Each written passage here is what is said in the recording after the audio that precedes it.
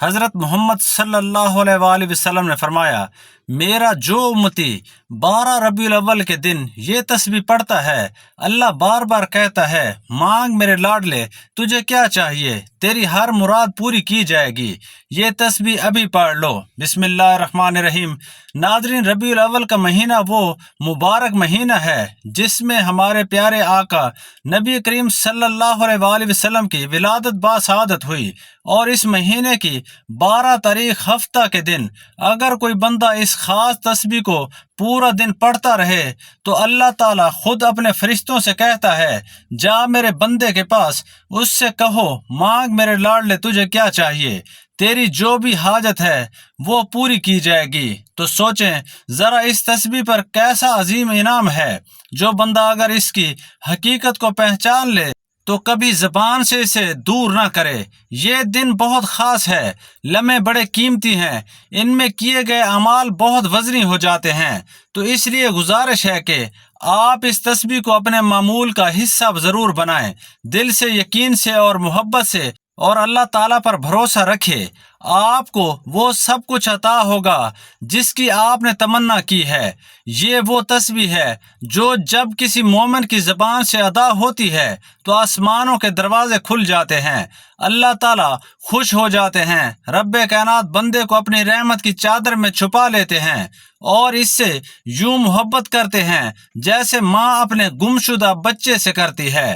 اس بندے کو اپنے مقربین میں شامل کر لیتے ہیں، اس کے دل میں مسجد کی محبت، عبادت کا شوق، نیکی کا جذبہ ڈال دیتے ہیں۔ وہ بندہ صرف خود نہیں بدلتا بلکہ اس کی دعائیں، اس کی عادات، اس کا اخلاص ایسی خوشبو بن کر ٹھہرتا ہے کہ اس کی نسلوں کو رنگ دیا جاتا ہے۔ اللہ تعالیٰ اس بندے کی اولاد، اس کے خاندان، حتیٰ کہ اس کے آس پاس کے لوگوں پر بھی اپنی خاص رحمت نازل فرماتا ہے۔ اور جب یہی تسبیح 12 ربیع الاول کے دن ربیع الاول جیسے مقدس مہینے میں دل سے، یقین سے، عقیدت سے پڑھی جائے تو سمجھ لیجئے کہ آسمان سے انعامات کی بارش اترتی ہے، پڑھنے والے پر، اس کے دل پر، اس کی دعاؤں پر، اس کی خوشیوں پر اللہ تعالیٰ کی خاص نظر کرم ہو جاتی ہے۔ اور یہ سب کچھ صرف ایک تسبیح کی بدولت ہوتا ہے کہ جو اللہ کو اتنی پسند ہے کہ جو بندے سے خود کہتا ہے کہ میرے محبوب بندے، مانگ تجھے کیا چاہیے، وہ رب جو بے نیاز ہے، جو سب کچھ جانتا ہے، اگر وہ خود بلائے، خود پوچھے تو کتنا عظیم موقع ہے۔ تو اس لیے یہ لمحے ضائع نہ کریں، اس خاص عمل کو اپنا معمول بنائیے، دل سے پڑھیں اور دیکھیں کیسے آپ کی زندگی میں، آپ کے رزق میں، آپ کی اولاد، گھر، کاروبار، ہر جگہ اللہ کے انعامات اترنا شروع ہو جائیں گے۔ محترم ناظرین، اللہ تعالیٰ نے انسان کو دنیا میں آزمائش کے لیے بھیجا ہے، اور ان آزمائشوں میں سے ایک بڑی آزمائش مال و دولت کی کمی اور غربت ہے، لیکن اسلام نے اس مسئلے کی حقیقت کو بیان کیا ہے، بلکہ اس سے بچنے اور نجات پانے کے لیے بھی واضح اور مؤثر رہنمائی فراہم کی ہے۔ قرآن مجید اور احادیث نبویہ میں محتاجی سے بچنے کے لیے روحانی، عملی اور اخلاقی طریقے بیان کیے گئے ہیں جن پر عمل کر کے انسان دنیا میں عزت کے ساتھ زندگی گزار سکتا ہے اور آخرت میں بھی سرخرو ہو سکتا ہے۔ تو ہمارا آج کا وظیفہ بھی غربت اور تنگ دستی میں ہاتھ پھیلا کر مانگنے کی بجائے اس تسبیح کو کثرت سے پڑھنے کا وظیفہ ہے۔ جو اس وظیفے کو پڑھ لیتا ہے، اللہ تعالیٰ اس کو کسی کا محتاج نہیں ہونے دیتا، اس کے گھر کو دولت سے بھر دیا جاتا ہے، اور جو اللہ تعالیٰ کے دیے ہوئے پر شکر ادا کرتا ہے تو اللہ تعالیٰ اس کو مزید عطا فرماتا ہے اور صبر سے کام لیتا ہے اور ان وظائف کو، ان اعمال کو اپنی زندگی کا حصہ بنا لیتا ہے تو اللہ تعالیٰ اس کی محتاجی کو دور کرتے ہوئے اس کی ہر خواہش کو پورا کر دیتا ہے، اس کو مال و دولت، رزق وافر مقدار میں عطا کرتا ہے اور اس کو کسی کے آگے ہاتھ پھیلانے کی ضرورت نہیں پڑتی۔ ہمارا آج کا وظیفہ ایک ایسی تسبیح کا وظیفہ ہے جو دعوت ایمان کی طرف لائے گی، ایسی دعوت جو کسی کے سامنے ہاتھ پھیلانا یا لوگوں کی تعریف طلب کرنے کی محتاج نہیں، بلکہ سیدھی خالص اور قلبی وابستگی کے راستے پر مبنی ہے۔ اس راستے کا مرکز اللہ کی ذات پر مکمل یقین رکھنا ہے، اور تمام تعریفیں اور شکر اس ذات کا جس نے ہمیں ایک اور دن اپنی عبادت کے لیے عطا فرمایا۔ آج کے اس عظیم دن میں اللہ رب العزت کا فضل حاصل کرنے کے لیے اور اس کا شکر ادا کرنے کے ساتھ ساتھ اس کی عبادت میں مشغول رہنا چاہیے، اور اس کی عبادت کرنے کے کئی طریقے ہیں۔ انسان دل میں اللہ کا ذکر کر کے بھی اس کی عبادت کر سکتا ہے، زبان سے کلمات ادا کر کے بھی اس کی عبادت کر سکتا ہے، نماز پڑھ کر بھی اس کی عبادت کر سکتا ہے، اللہ تعالیٰ کی مخلوق کی خدمت کر کے بھی اس کے فضل کا حقدار بن سکتا ہے، کیونکہ مخلوق خدا کی خدمت کرنا یا کسی بھوکے کو کھانا کھلانا یہ بھی عبادت میں شمار ہوتا ہے۔ تو اللہ تعالیٰ کی مخلوق کی خدمت، اس کے ذکر اذکار، اس کے نام کی تسبیحات کر کے اللہ تعالیٰ کا قرب حاصل کیا جائے۔ ہمارا آج کا وظیفہ ایسی ہی ایک تسبیح کا عمل ہے جس کا ورد کر کے اس کا فضل اور اس کا قرب حاصل کیا جا سکتا ہے۔ اس وظیفے کو بتائے گئے طریقے اور ترتیب کے مطابق پڑھنے سے انسان کی تمام مالی تنگ دستی، رزق کے حوالے سے پریشانیاں، تمام مصیبتیں، غربت، دکھ درد سب دور ہو جاتا ہے۔ انسان پر جو مصیبت آتی ہے، چاہے بیماری کی صورت میں ہو یا غربت کی شکل میں ہو، چاہے کاروباری پریشانی ہو یا خاندانی لڑائی جھگڑے ہوں، دکھ اور صدمہ ہو، ہر قسم کی مصیبت اس کے گناہوں کی وجہ سے آتی ہے۔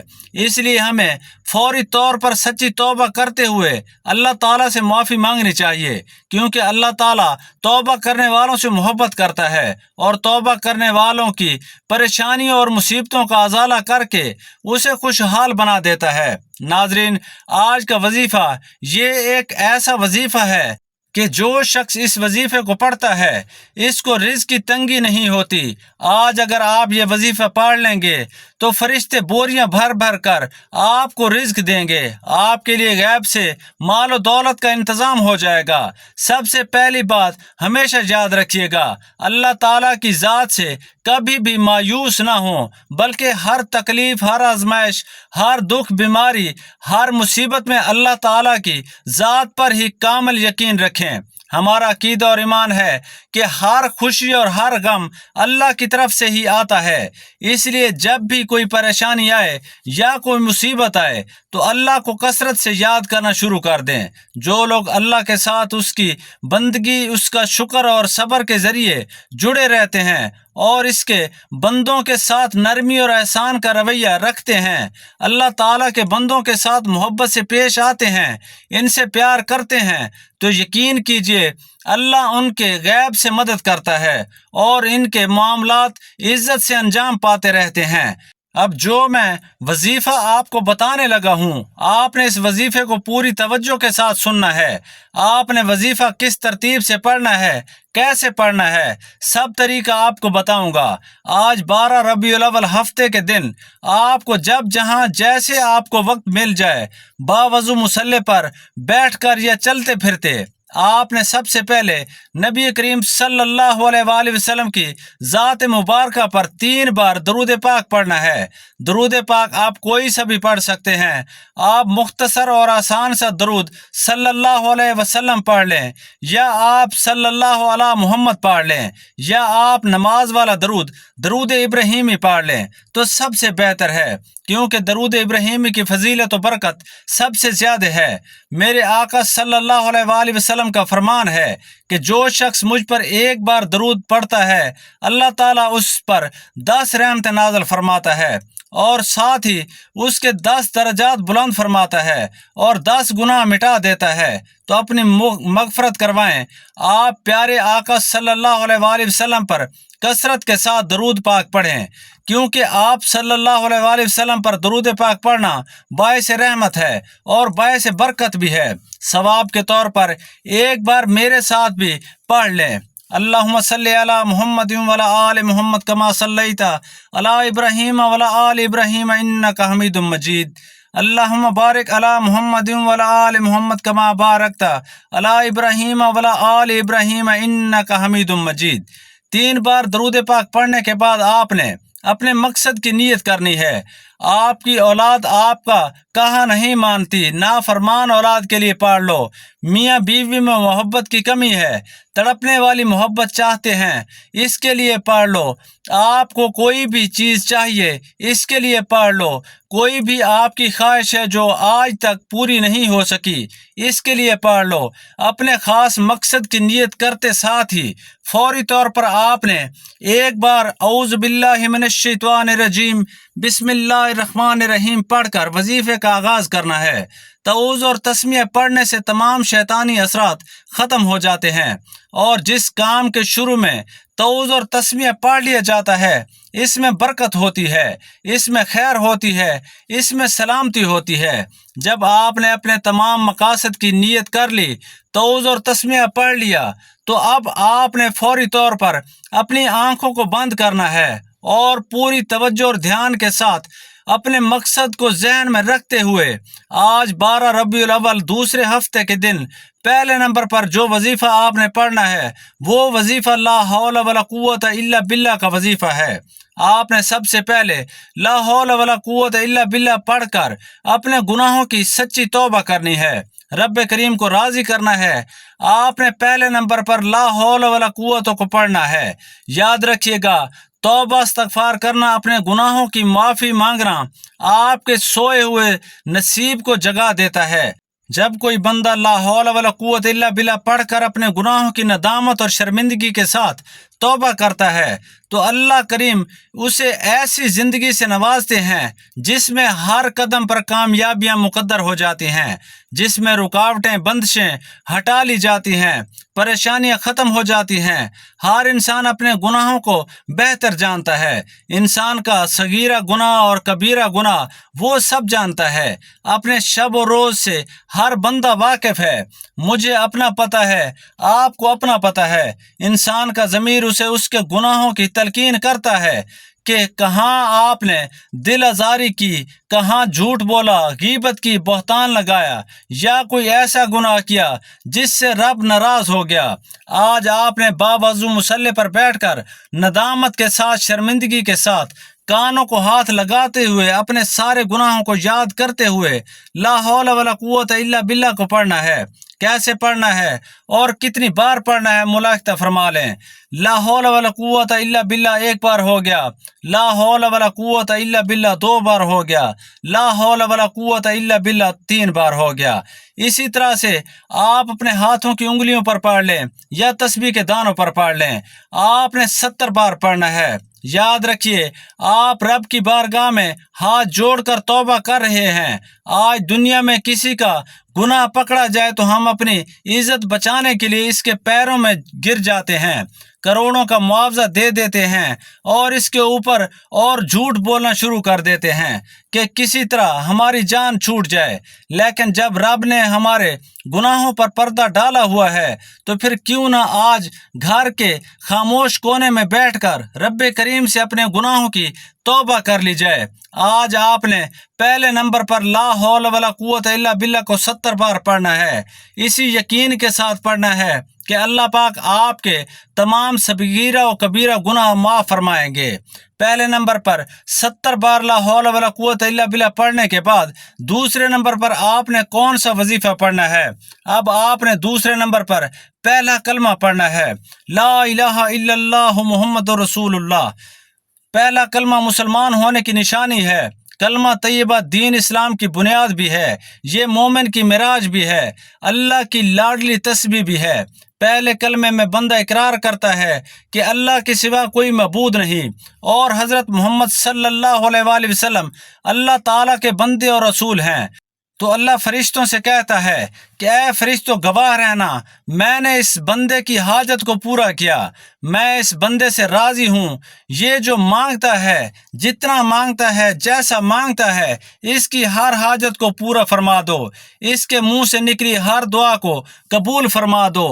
آپ نے پہلے کلمے کا وظیفہ کیسے پڑھنا ہے اور کتنی بار پڑھنا ہے، توجہ کیجیے گا۔ لا الہ الا اللہ محمد رسول اللہ ایک بار ہو گیا، لا الہ الا اللہ محمد رسول اللہ دو بار ہو گیا، لا الہ الا اللہ محمد رسول اللہ تین بار ہو گیا۔ اس طرح سے آپ پہلے کلمے کو ہاتھوں کی انگلیوں پر پڑھ لیں یا آپ تسبیح کے دانوں پر پڑھ لیں۔ آپ نے 100 بار پڑھنا ہے، یعنی ایک مکمل تسبیح آپ نے پہلے کلمے کی پڑھنی ہے۔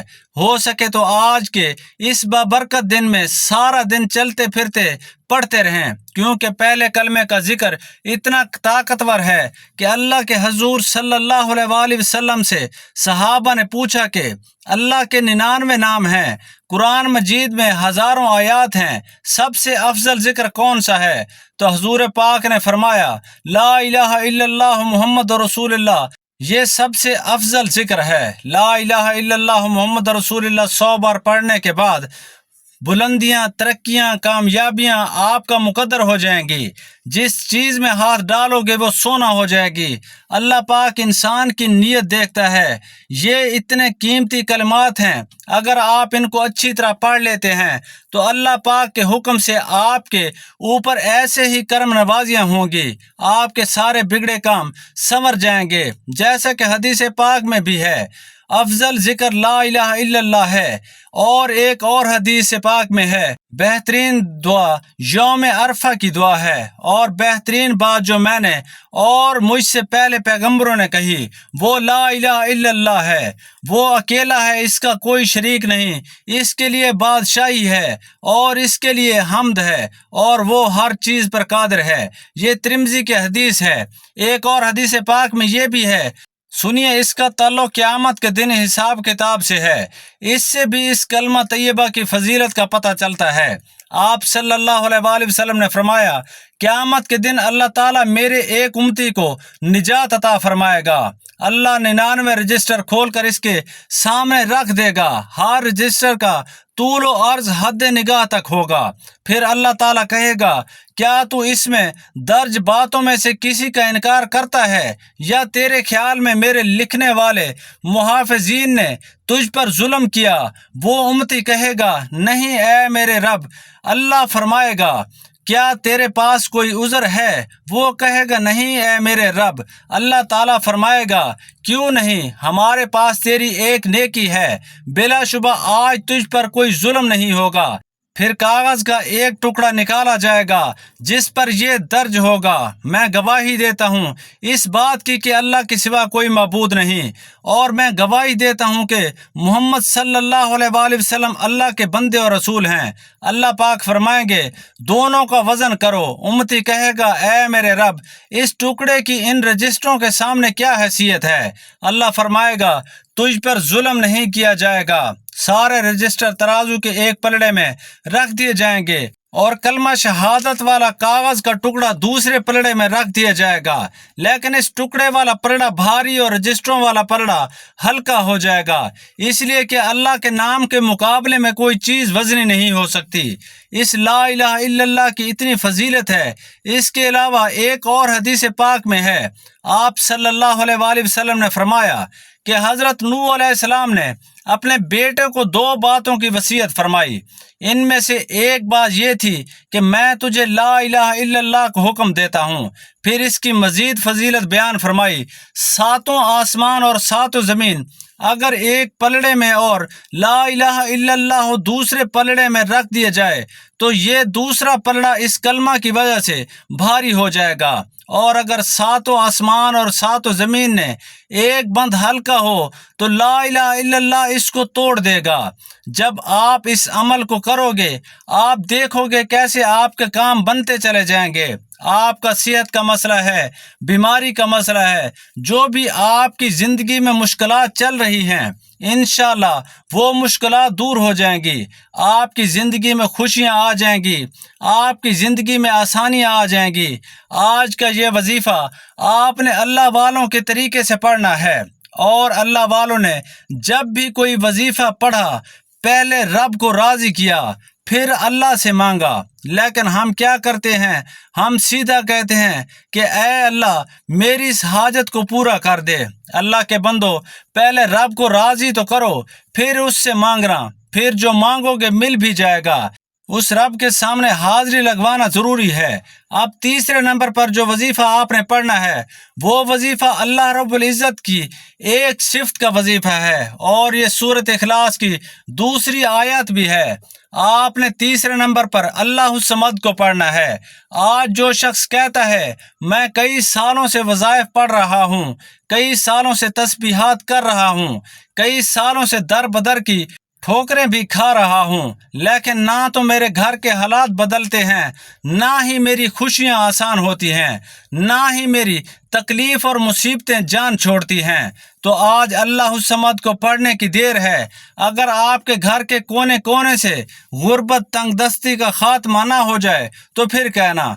जब भी आप परेशान हो, मुसीबत में हो, तकलीफ में हो, अपना हर दुख, अपनी हर तकलीफ अल्लाह के सामने रखो, अल्लाह से बयान करो। अपनी हर तकलीफ को दूर करने के लिए अपने दिल का हाल हमेशा अल्लाह को सुनाओ। वो तमाशा नहीं देखता बल्कि आपकी किसी भी बात को ज़ाहिर होने से पहले आपकी गैबी मदद फरमाता है।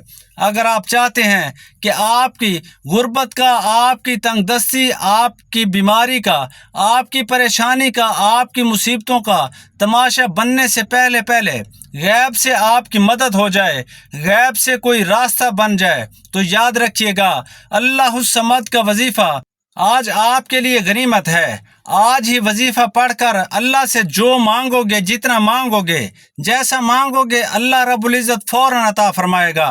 लेकिन इसके लिए आज आपको अल्लाह समद पढ़ना पड़ेगा। आपने कैसे पढ़ना है और कितनी बार पढ़ना है, तवज्जो कीजिएगा। अल्लाह समद एक बार हो गया, अल्लाह समद दो बार हो गया, अल्लाह समद तीन बार हो गया।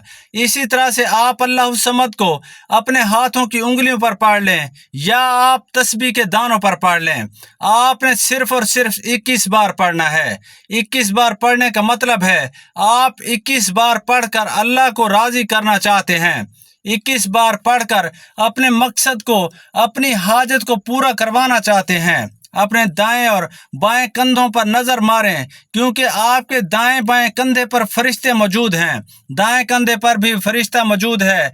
और जब आप दाएं और बाएं कंधे पर नजर मारते हैं, अल्लाह समद को पढ़ते हैं, तो फरिश्ते अल्लाह समद का जिक्र अपने अपने रजिस्टर में लिख लेते हैं। और जैसे ही फरिश्ते अल्लाह के हुजूर पेश होते हैं, आपके नामा अमाल अल्लाह की पाक बारगाह में पेश किए जाते हैं। फरिश्ते बंदे का नाम पेश करते हैं। फरिश्ते कहते हैं कि ये बंदा अल्लाह की तरफ पलटता है।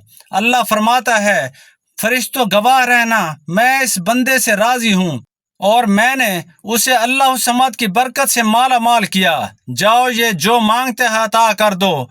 लेकिन शर्त यह है कि आपने अल्लाह समद को बताए गए तरीके से पढ़ना है।